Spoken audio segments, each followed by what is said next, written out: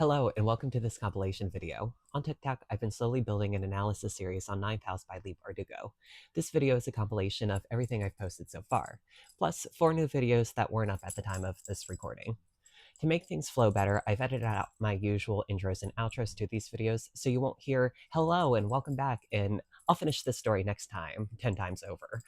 That said, some transitions from video to video might seem abrupt, so bear with me. This series is both an introduction to Ninth House, its premise, its characters, and a deep dive into character analysis. I want this to be an open discussion, both for longtime fans and newcomers, as well as a digestible way for those who are curious about the book but don't have the time to read it. Ninth House is my favorite book of all time. It was a great comfort during COVID, and getting lost in Bardugo's Yale has helped me through a lot. I'm incredibly grateful to this series, and I hope I can pass some of that love on to you guys. So, spoiler warning, this video will contain spoilers for Ninth House and Hellbent. If you want to go in fresh, now's the time to pause and pick up the books. Or if you're into audiobooks, I highly suggest the audiobook. Lauren Fortgang and Michael David Axtell act their asses off for this series. It's so good. But I'll wait. It's okay. Okay. You done? Great. Let's get into it. To start, I want to introduce the 9 Houses of the Vale and their base magic. As much of the books revolve around these secret societies and their power, I think it's a fair place to start. So anyways, here's some real life lore. All of the secret societies, except for Lethe, exist at Yale today, and they are real. You can wander around Yale and find their tombs. Jodie Foster was a member of Manuscript. Even Leigh Bardugo was a member of Wolf's Head. Dozens of celebrities and politicians can be found on the rosters of their alumni.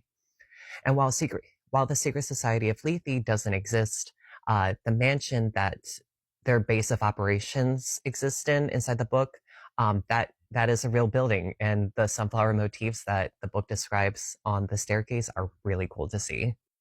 Now to the houses themselves. What are they? Where to even begin? They're also known as the Ancient Eight, and in Ninth House, 7 out of 8 of them practice magic, the 8th one being Briselia's, but they're not very important to the plot of the book so far. These secret societies are monitored by the 9th House, Lethe, which is where our protagonists, Alex, Darlington, Dawes, and Turner, operate out of. But I'll talk more about them later. The Ancient Eight, or this world's version of them, are as followed. Skull and Bones, they practice fortune-telling, Scroll and Key, teleportation, Manuscript, illusions and altering the mind, Book and Snake, necromancy, Wolf's Head, shape-shifting, St. Elmo's, weather magic, and Aurelian, they call it logomancy, but it's also word magic. It's very versatile and weird. I'll talk about that in detail later as well. Finally, there's Lethe, which uses small magics from each of the other houses that they monitor. They're also known for their protection magic as well, which is important for another video. They are the hall monitors, the whistleblowers. But why are they needed? Because magic in this world is dangerous, and it's also kind of gross. And practicing it normally involves a lot of blood and working with energy that, if done wrong, can kill someone either within the room or even miles away. To further emphasize why the 9th House is needed, Bardugo gives us an acronym within the life of Lethe, Procedures and Protocols of the 9th House, that Alex points out. NMDH, No More Dead Hobos. Before Lethe, it wasn't unheard of for society members to use the homeless in rituals that left them scarred or even dead. Lethe is there to make sure everyone lives. Or they're supposed to be. So in 9th House, there are 4 protagonists. Our 2 main characters, Darlington and Alex, and then 2 very important secondary characters, Dawes and Detective Turner. There are also 2 tertiary characters, Mercy Zhao and Trip Helmuth, who graduate to main protagonists in Hellbent. And I'll start with our golden retriever boy, Trip Helmuth. Trip is a senior in 9th House and is a member of Skull and Bones. He's the first society member that we meet in the series, and he's kind of like a baseline for the attitude of the other society members that we'll meet throughout the rest of the books. What I mean by that is that Bardugo wrote Trip as a very realistic, wealthy college kid. That's the feeling we get from most of the society members. Trip is rich and popular, he's a legacy student and a bonesman, and it's obvious he doesn't take the societies very seriously. And that's kind of the vibe that we get from the other society members. Of course, there are some that take the magic and responsibilities of their societies very seriously. A lot of these society members are legacy students, so that means that their family's wealth is deeply tied to what they do there in their tombs. And if a society member spills the magic beans, well, then that tomb gets shut down, and that means that their wealth isn't going to last any longer. But back to Trip. We don't know too much about him that I want to talk about in this video, and I will be talking about it later though. But we do know that Trip's not the smartest guy. Alex very easily manipulates him on several occasions, but he means well and he's always willing to help. I genuinely enjoy how Bardugo fleshes out his character in Hellbent, and I really want to talk about that in depth. But now I get to introduce my girl, Mercy. Mercy Zhao is the opposite of Trip Helmuth in almost every single way. She's Chinese, she's hardworking, she's a genius, and she's Alex's roommate and best friend. She helps Alex survive her first year at Yale by helping her with her writing. She was also considered a candidate for Lethe before they found Alex, but outside of that, she doesn't know anything about the societies until Hellbent. And we actually learn a lot about Mercy from little things that Alex describes about her. We learn that she has an eccentric fashion taste, Alex describing her as a brightly patterned librarian. And we also learn that she is loyal and curious to a fault, and she isn't afraid to do questionable things like stalk Alex and call her mom when she disappears for 2 weeks. She did this out of love, but the road to hell is paved with good intentions, and in this case with Mercy, in this series, it's very true.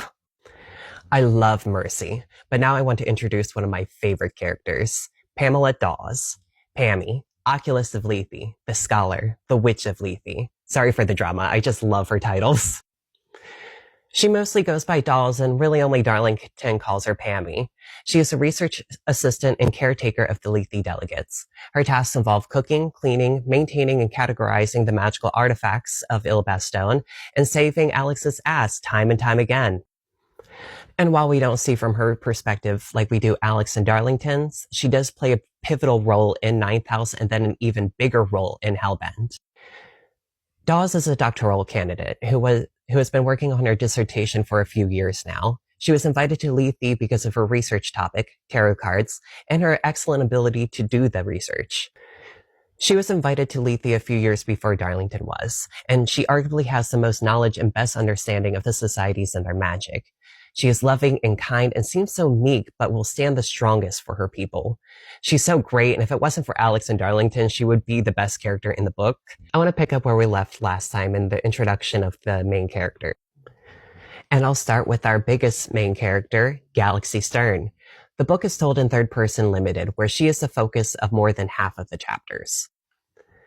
For the most part, we hear things like we are Alex herself, but she can and does hide things from us. And the audiobook, Lauren Fortgang, really puts on a good performance and delivers Alex's thoughts with the full crass and flippancy you would expect from her. It's really, really good. Alex grew up in Southern California with her mom. She is half Jewish on her mother's side, and while we don't know too much about her dad's side, it's presumed that he is or was Latino. Alex is the Dante of Lethe, and she can see ghosts, even let them into her, so that she can take their memories and strength for a while. She was invited to Lethe because of this power, and was accepted into Yale as a student even though she's a dropout and was a drug addict up until the first chapter of the book. I know that's a lot to unpack, and I promise there is a reason she was the way she was, but we will get to that later. I still have 2 more people to introduce, but I can't wait to talk about my girl Alex. Next is our second main character, Darlington. The chapters that aren't focused on Alex and her thoughts are focused on him and his thoughts. His full name is Daniel Tabor Arlington V, and he goes by Darlington because he is the darling of Lethe. He is also the gentleman of Lethe. He is Alex's Virgil and is occasionally referred to as Danny by friends and foes alike. I think there's a good argument that Danny could be a Mary Sue. He could play cello, upright bass, guitar, piano, and something called an oud. He can speak 6 languages, he knows martial arts, and he is obsessed with the magic and history of New Haven. He's regularly referred to as the embodiment of the gentleman, the scholar, the apostle. He was raised by his grandfather in a mansion called Black Elm. And when his grandfather died, his parents, who gave him to his grandfather in the first place, left him again when he was only 15. But that was their mistake. They taught him he could survive on his own. But this only made his need for magic and wonder even worse. He tried to make a potion that would allow him to see ghosts like Alex, but it failed and it nearly killed him. But it's because of this that he was contacted by Lethe, and we get one of my favorite lines in the whole book. Magic has almost killed him, but in the end, it has saved him, just like in stories. Again, such a rich character that I can't wait to talk more about with you guys, but let's now talk about Detective Abel Turner. Turner is the Centurion of Lethe, though that title is dropped almost completely by the end of the 3rd chapter. He also takes on the title of the Prophet in The Priest in Hellbent, but he mostly goes by Turner. Turner is the handsome black detective that's introduced in Chapter 3 of Ninth House, and though we don't see from his perspective, he does play a central part in the main plot. Turner has the odd ability to tell when someone is lying, and though this fact isn't told to us until Hellbent, in a subsequent reading of Ninth House, you can tell that Turner knows in a way that Alex is lying to him. And because of that, Turner doesn't really like Alex in the beginning, but he comes to rely on her throughout the series, and they become rather close. When we meet Turner, he is a non-believer. He doesn't get the societies. He doesn't know or understand what they do in their tombs, and he finds his position as the liaison between the chief of police and them to be kind of unnecessary and pointless. That is, until the Tara Hutchins case. As we talked about before, this book is told in 3rd person limited, with Alex and Darlington as the main focal points. But one thing I didn't mention is how this book kind of works chronologically. The prologue starts the book in the early spring of Alex's freshman year at Yale, after most of the events of the book have already taken place. Then, in Chapter 1, we go back to the dead of winter, sometime at the beginning of Alex's 2nd semester at Yale. And while exact dates are never actually given in the book, each chapter is going to be titled with either winter, last fall, or early spring. Throughout the book, Alex is going to be the main focus of the early spring and winter chapters, while Darlington will be the fall chapters. There are unfortunately only about 6 fall chapters, so we don't get that much time with Darlington, but that also means that we get a lot of time with Alex, which I'm pretty happy about. Jumping from winter to fall and back again, we are introduced to 3 major plot threads: the murder of the town girl, Tara Hutchins, the disappearance of Darlington himself, and the mystery of what really happened to North and his fiancée, Daisy Whitlock, 150 years ago. Each plot extends the entirety of the book, with different levels of attention given to each one. Darlington's plot technically is introduced first, but its impact and attention to isn't fully realized until almost the end of the book, which is well after his chapters officially end. And on a first read, North's plot seems almost completely forgotten about, but ends up being the plot thread that ties everything together at the end. And it's Tara's case that is the leading drive for Alex in most of her chapters. So I know I just said a couple of new names just now, so let me introduce them to you. North is a special character. First of all, he's dead, but so is everyone I'm going to introduce to you in this video, so that's not what makes him special. He is what's known in these books as a Grey, a ghost that's pierced the veil between the living and the dead so that he can haunt the land of the living. Greys are the ghosts that Alex can see on a day-to-day basis, and they kind of explain why Alex isn't living in a constant hellscape where dead bodies surround her everywhere. Just read the text below. Bertrude Boyce North is his full name, but he's more commonly referred to as the Bridegroom in New Haven.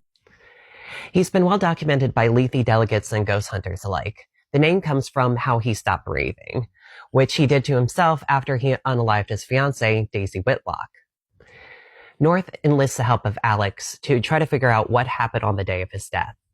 Daisy is less important, until she's really important, but I do want some sort of suspense in this conversation, so what I want you to remember is that in 150 years of searching the afterlife, North hasn't been able to find Daisy anywhere. So what about Tara Hutchins? Well, surprisingly, there's very little known about her despite how important she is to one of the major plot threads. She was a drug dealer, she had a boyfriend, Lance Krasang, who is the main suspect in her unaliving. She wore a retainer, she had a little jewelry making business on the side, and she was surprisingly skilled at chemistry, botany, and she was a natural witch. But most importantly, she was a mirror to Alex herself. When we are introduced to Tara Hutchins, she is what Alex would have been if Alex was never invited to Yale, a brutalized, malnourished girl in a body bag. It's this feeling of looking in a mirror that springs Alex into action despite everyone in her life telling her not to get involved. It's Tara's body that she enchants in the morgue. It's her death that leads her to talk to North, meeting him at the boundary between our world and the next. It's her investigation into Tara's death that gets her into 3 different situations where she gets her ass beat and she nearly dies. It's Tara's death that leads Alex to uncover a conspiracy in the hierarchy of the societies. And it's these events that ultimately allow Alex to find one of the darkest secrets in New Haven. Today I want to talk about Bardugo's inspirations for the Houses of the Vale and their magic. As I talked about before, the Ancient Eight are actual secret societies that exist at Yale today.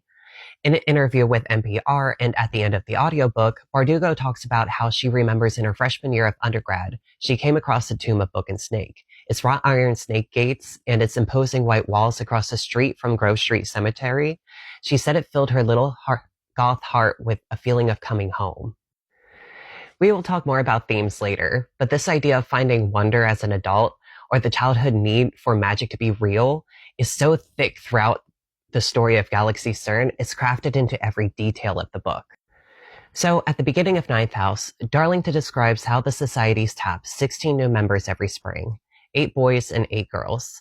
This is close to the actual 15 new members that are tapped according to a 2002 article published by the Yale Daily News. And while that article doesn't mention anything about a certain number of boys and a certain number of girls being tapped every year, Bardugo was an actual member of Wolf's Head, so she probably knows better than I do. But if she did change the number of taps, it was for thematic reasons. There are 8 houses of the Vale, so 8 new boys and 8 new girls. Makes sense, right? So why is the 9th house Lethe? Lethe is actually older than some of the Ancient Eight, so it could have easily been House 0. But the reason Bardugo chose the 9th house is because Lethe draws a lot of inspiration from Dante's Inferno. This inspiration is pretty obvious when we look at the titles of the Lethe delegates. They're Dante and Virgil, the main characters of the aforementioned poem. The Virgil acts as a guide to the incoming freshman Dante, after they themselves have been Dante for the previous 3 years. So, 9 houses of the Vale, 9 rings in Dante's hell. Are there direct correlations? Now, that's a bit harder to pinpoint. Going from Limbo down, I'll list which house I think goes in which ring of hell. And starting with Limbo, I think Lethe or Berzelius have the best arguments.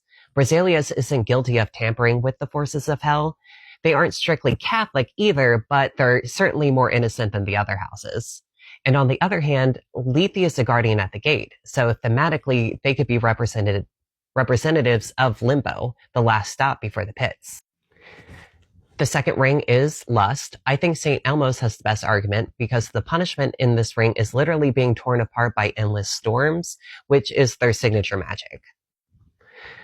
The third ring is Gluttony, and I think Aurelian has the best argument. But my argument still isn't that great. I guess you could say their magic is very versatile. It covers a lot of bases, so therefore it has a lot of fingers and a lot of pies, you know what I'm saying? And in one of the rituals we see for Aurelian, it requires a lot of blood and a lot of words. So the magic is inherently gluttonous? I don't know. Hey, I said it wasn't a good argument, and they don't really fit anywhere else. So moving on. The fourth ring is Greed, and Skull and Bones is the richest house, and they literally cut people open to get a leg up in the stock market, so that one's kind of easy to pinpoint. Ring 5 is Wrath, and it's a stretch. I think Wolf's Head has the best fit here, mostly because they don't fit anywhere else, but also Wolf's Head, werewolves. Werewolves have a correlation to rage or berserk out. The origins of the word berserk also have some shape-shifting mythology to them, and the word means furious violence and being out of control, so there's that.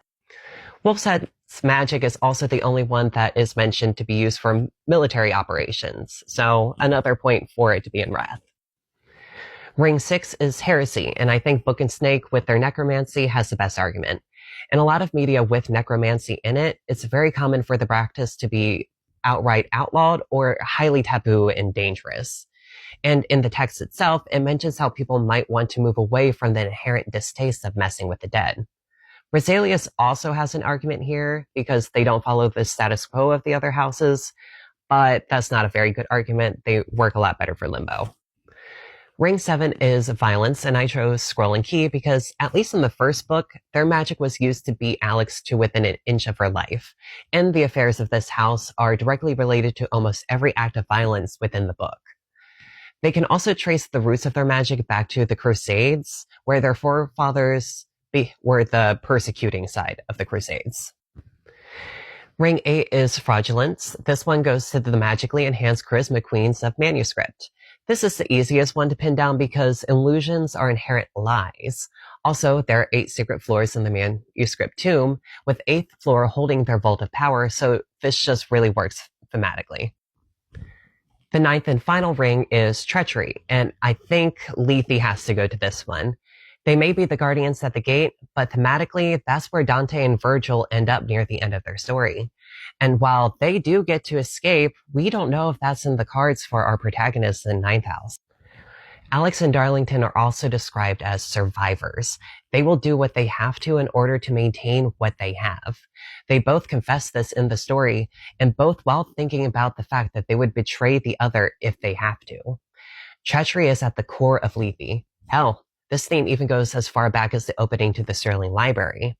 Now I want to continue our conversation from last time because I didn't even get to my personal interpretations about the houses and their powers. Now, these are strictly theories as Bardugo has not clarified any of this as far as I know. So it's just fun. Anyways, the magic of the Houses of the Veil are probably based on the 8 schools of magic found at D&D. It's almost a one-to-one with only a few tiny leaps of faith that you have to make. So in this video, I'm going to list the School of Magic in D&D, and then which House of the Veil practices it. So, Necromancy and Book and Snake. That one's easy. They literally call their magic Necromancy.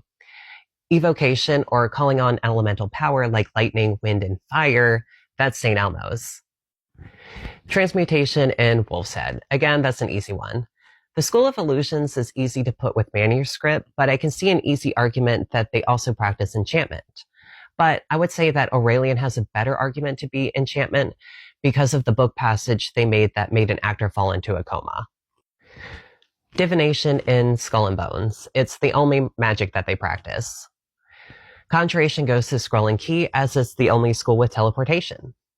And now finally, I think Lethe has the best argument for practicing abjuration because that school of magic is all about protection and dispelling other schools of magic, which is Lethe's MO to a T.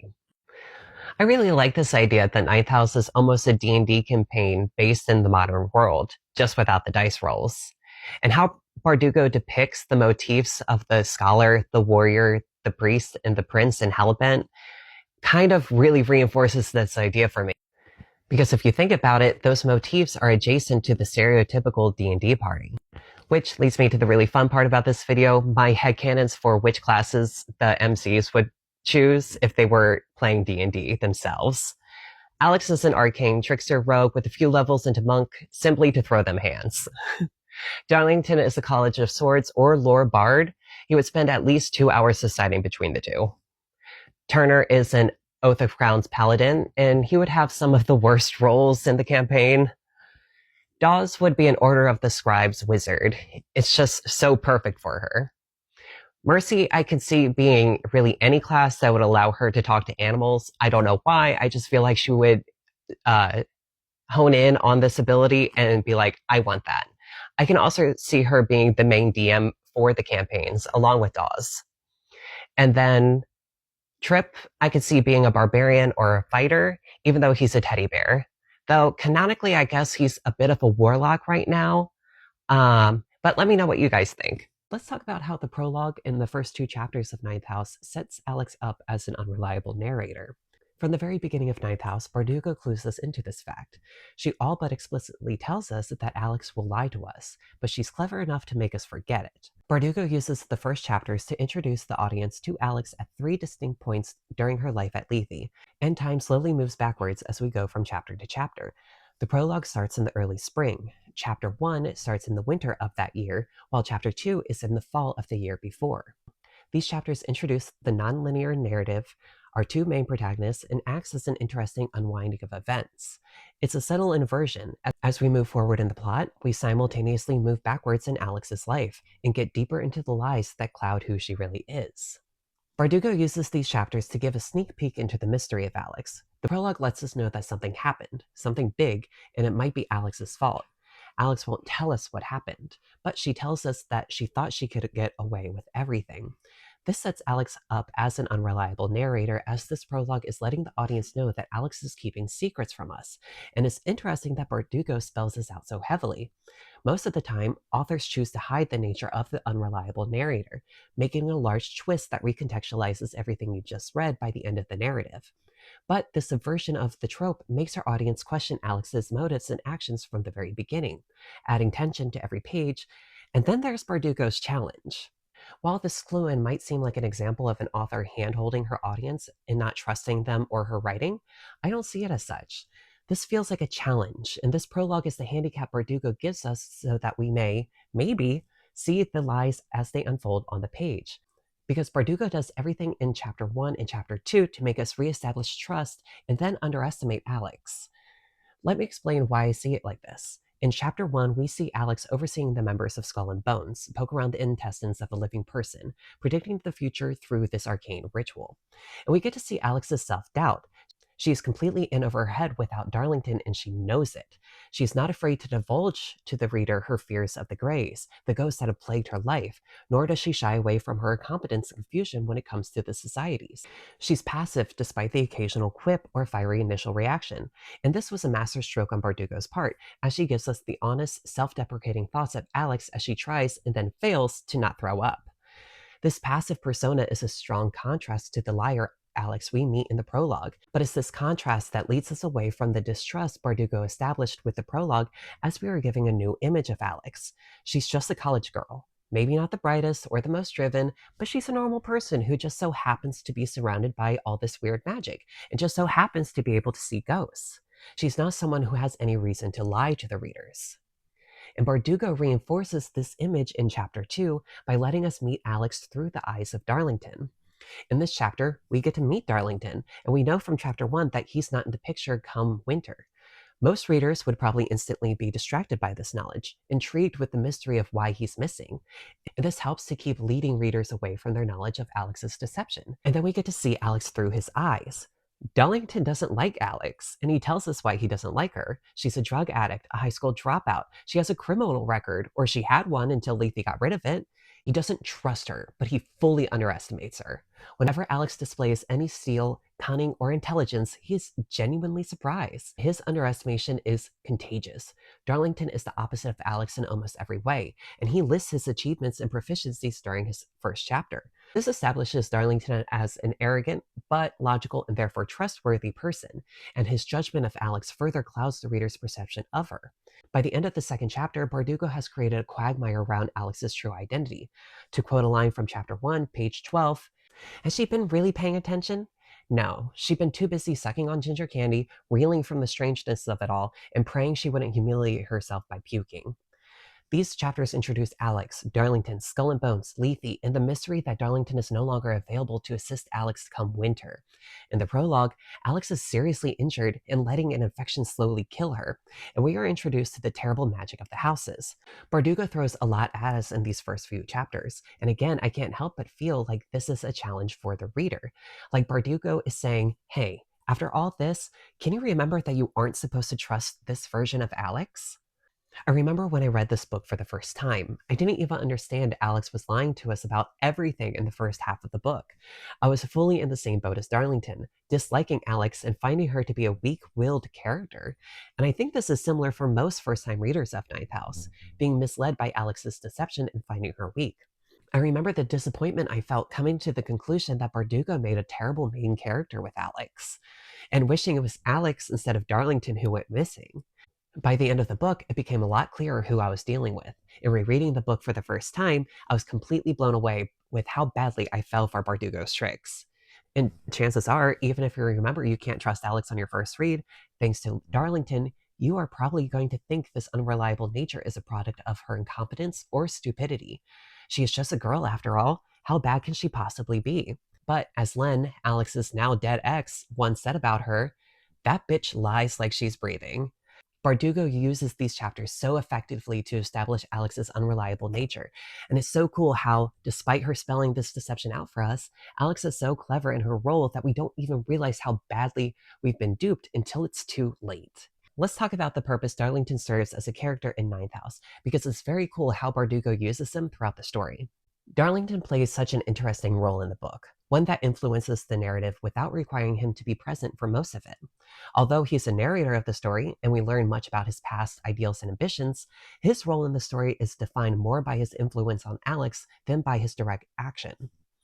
He plays the role of Alex's mentor well, with many of his chapters being dedicated to exposition, or they are focused on a specific ritual of the societies instead of him as a participant of the narrative. He's in less than half the chapters. It makes sense he wouldn't be as active in the physical story itself. But while his chapters are minimal compared to Alex's, his presence haunts her throughout the story, almost literally with how Alex can hear Darlington's voice command her actions. Don't look. It was Darlington's voice, his warning. Don't look too closely. Darlington naturally serves as a foil to Alex, with their differences highlighted from the start. In Darlington's first chapter, Bardugo juxtaposes his privilege and discipline against Alex's missteps and struggles. He was born into this world of privilege, prestige, and tradition. He represents the best that Yale and Lethe has to offer. He's the golden boy, or as Bardugo calls him, the gentleman of Lethe. This juxtaposition highlights how Alex is an outsider in this world, which creates a layer of tension between her and society's expectations of her that persists throughout the story. The way the two view magic and how they operate within these roles as Lethe delegates are also completely opposite. Darlington is meticulous. He's a scholar. Within his introduction, he tells the audience how he planned to tackle over 1,000 freshman profiles in order to find his Dante. His planning was precise and accounted for his own pre-semester studies, his part-time job at the Peabody Museum, and his 6-mile run every morning. And Darlington reveres Lethe and its rituals with an almost religious type of respect, seeing them as the epitome of Yale's prestige and power. In contrast, Alex views them as little more than commodities for the elite, a cynical but grounded view shaped by her experience with magic and the Greys. This contrast fuels tension, as Darlington's belief in the system blinds him to the darker truths Alex instinctively recognizes. And Alex has no interest in the traditions of Lethe. She's only interested in what they can give her. In her first encounter with the Greys at the Aurelian Inspiration Ritual, she's so elated to banish the ghosts that have plagued her that she messes up the protective chalk drawing under her feet. Darlington would never have done that, but he's only ever known magic for the wonder that it creates. He never had to deal with the constant presence of ghosts like Alex has. But luckily, he comes to realize his limited perspective and starts to sympathize with Alex's plight after the Aurelian incident, leading to a moment of bonding between them that sets up our next topic. This contrast in character leads Darlington to dislike Alex at first, but as time moves on, it becomes the focal point of his intrigue for him. He's smart enough to know something is off about Alex. She is a mystery, and Darlington loves a mystery. Though Alex is cynical about Darlington's privilege, she can't help but to respect his intelligence, discipline, and commitment to Lethe. This respect draws her towards him, creating a complex blend of rivalry, companionship, and perhaps even unspoken attraction. They complement and contrast each other, which leads to many great character interactions on the page. The wild chemistry between them is also the springboard that Bardugo uses for Alex's development when Darlington goes missing. With Darlington gone, Alex must step up, not just as Dante, but also as the leader of Lethe, a role she has never wanted and feels deeply unqualified for. Her struggles are magnified by everyone's constant comparisons to Darlington, the perfect idealized leader. And even the reader will be comparing Alex to Darlington, as Darlington represents the archetypal noble hero, a Mary Sue in many ways, but with enough flaws to make him compelling. However, Bardugo subverts this by removing him from the action, forcing Alex, the cynical, reluctant outsider, into the hero's role. In this way, Darlington functions not just as a character, but as a narrative device whose absence pushes Alex into his shoes as the hero, challenging both her and the reader's expectations. There's a great line in chapter 12 that shows when Alex decides she needs to change. It was a mistake. Better not to be noticed. Keep your head down. Remain the quiet girl. The girl a bit over her head, but no threat to anyone. But like all mistakes, it felt good. This line exemplifies how Alex manipulated others' perceptions of her in order to get by. But through this pressure of Darlington's absence, Alex realizes she can't remain passive or hide behind the quiet girl in over her head persona. She must take charge, even if it means embracing a role she fears, and becomes a true Knight of Lethe. So, while Darlington lacks page time, it's his contrasting beliefs, convictions, and background that acts as a driving force that haunts Alex throughout the narrative. This makes him less of a main character and more of a narrative tool for Alex's story, as even with his absence, his influence continues to shape Alex's own growth. With him gone, she can no longer simply get by at Lethe. She has to take on his role as a leader, a role she is deeply uncomfortable with, but eventually accepts as something she needs to do. The tension between Darlington's idealism and Alex's chaotic, unpredictable nature serves as the backdrop for Alex's forced character development. It sets the stage for a deeper exploration of her duality. After exploring Darlington's role in the first book, it's only natural to take a closer look at the true protagonist of Ninth House, Galaxy Stern. Alex is a deeply complex and dynamic character, shaped by her past traumas and abilities. Her journey at Yale is full of tension as she navigates both her magical and mundane life, and struggles with her conflicting instincts. It will take multiple videos to cover every step of Alex's journey at Yale, but today I want to focus on the heart of that tension, the duality that drives her character development. As we previously discussed, Darlington's disappearance is a driving tension in Alex's character development. His absence forces Alex to take on a role of a leader and protector of Lethe, a role she feels completely unprepared for. Throughout the narrative, Alex struggles constantly with the question of why she is the one who is here at Yale. Why wasn't it Helly, a person Alex sees as her better half in every way? Helly was strong, athletic, smart. Her parents had money and influence. She didn't run down the path of self destruction like Alex did. She just made a few mistakes that brought her there. Alex faces these same questions when faced with Tara's body. Why is Alex the one given the second chance at life? Why is she the one who gets to live?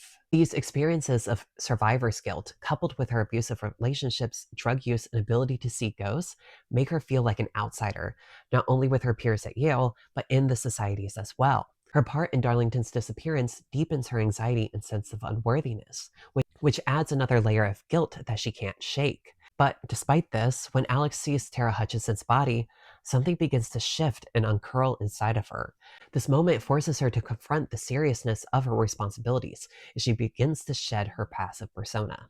This leads us to the heart of Alex's duality, the battle between the old and the new Alex, the rattler she needed to be to survive, and the warrior of Lethe she is becoming.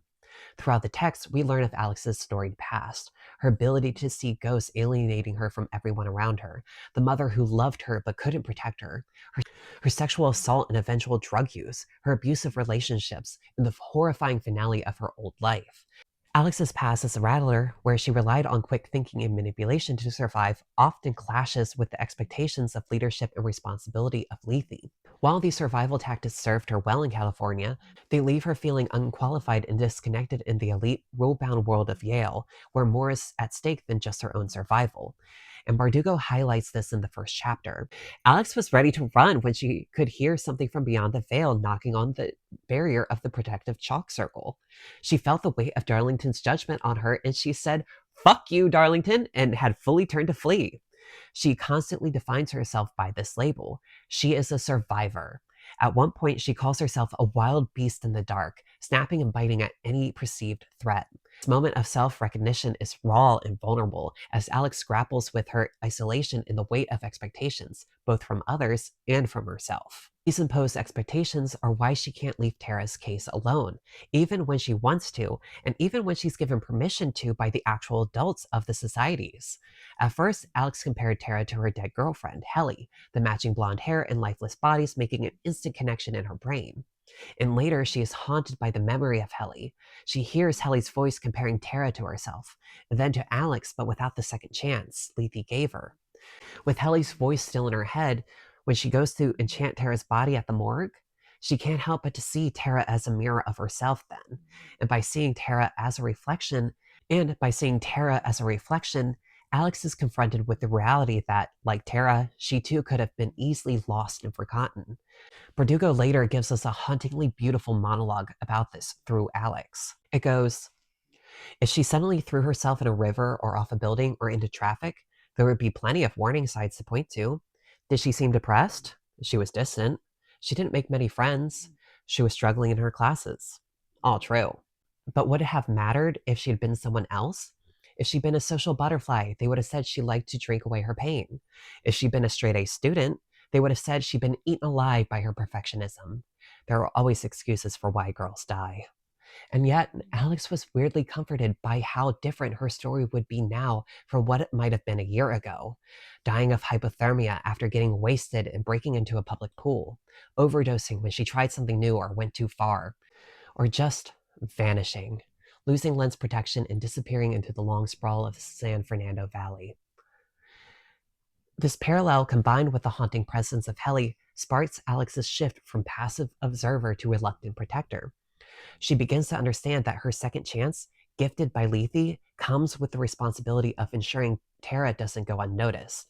And by the time the new moon ritual takes place, a ritual that is supposed to bring Darlington back that happens about 2/3 of the way into the book, she repeats Darlington's rhetoric in defense of him.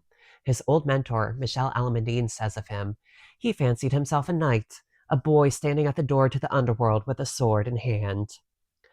Isn't that kind of what we are? Alex said before she could stop herself. We are the shepherds and all that.